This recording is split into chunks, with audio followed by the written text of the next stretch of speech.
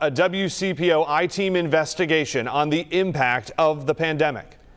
COVID-19 has killed more than 237,000 Americans as of today, but the ripple effect has also destroyed or significantly altered the lives of many other people. The WCPO 9 I-Team is investigating COVID-19's toll on the tri-state and how we recover with a rebound series that we are calling Cincinnati's Lost Year. And in part one, Chief Investigative Reporter Craig Cheatham looks at how violence and mental health challenges are devastating symptoms of the coronavirus. And he shares how to navigate through this going forward. I just kind of slid to the floor and cried. Bertie Keaton grieves in the most painful ripples of COVID-19. It's unimaginable that I'm never going to see my daughter. Keaton's 32-year-old daughter, Jessica Englund, the mother of a 6-year-old son, was shot and killed last month. Her son's 7-year-old friend found Englund's body in the basement of her Norwood home. I'm going to heal very slow. If I heal at all. Norwood police searched the basement and found a second body, Billy Waters, the 44-year-old father of Englund's son. Police say he had also been shot.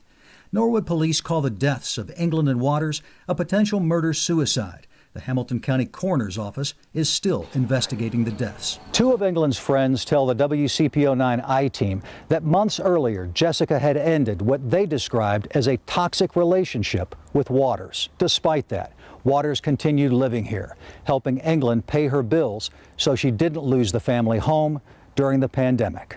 One of Englund's friends says Jessica told her that the fights with Waters kept getting worse and that her home became a cage with few opportunities to escape because of concerns about COVID-19. It's another tragic example of the pandemic's indirect impact examined in our I-Team investigation, Cincinnati's Lost Year.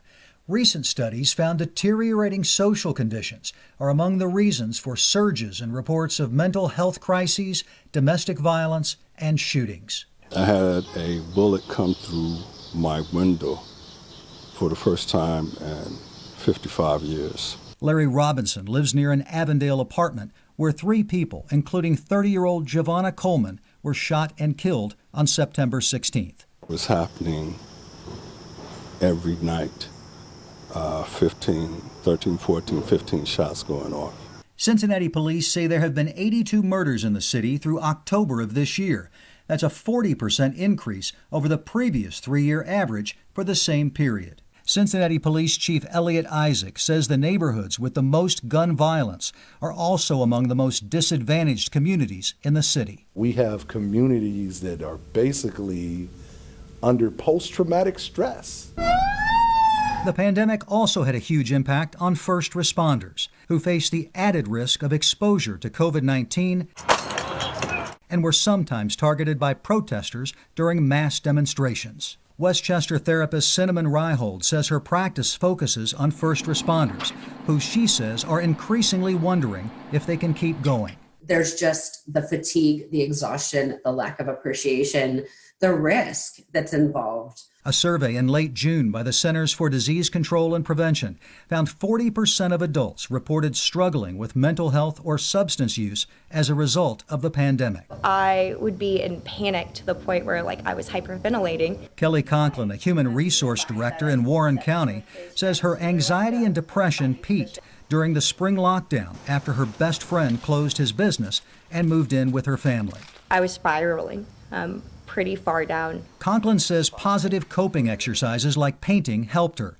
She also volunteers and shares her experiences with others through the National Alliance on Mental Illness, also known as NAMI. It's important that we have this education for people so that people don't spiral like I did, or when they do, they know how to pull themselves out of that spiral. And Cincinnati police are trying to help the recovery by reconnecting with community partnerships and targeting illegal guns and the criminals who use them. Gun Crime Task Force has done tremendous work.